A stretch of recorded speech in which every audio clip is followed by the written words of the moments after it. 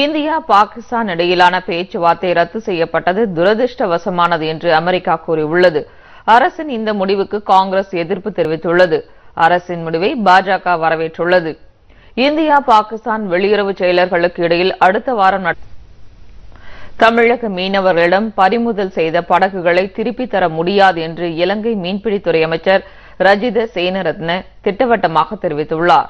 இதனால் தமிழக மீனவர்கள் அதிர்ச்சி அடைந்துள்ளனர்.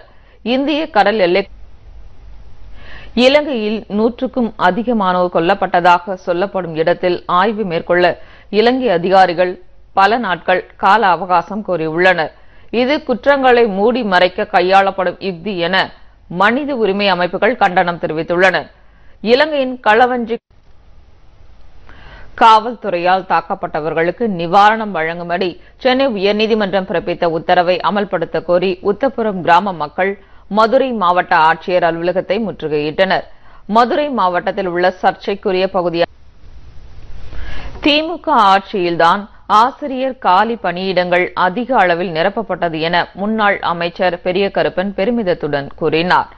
சிவகங்கை மாவட்டம் திருப்பத்தூரில் பாகிஸ்தான் பிரதமர் நவாஸ் ஷெரீப்பின் அரசுக்கு நெருக்கடியை அதிகரிக்கும் வகையில் இம்ரான்கானின் கட்சி எம்பிக்கள் பதவி விலக முடிவு செய்துள்ளனர்.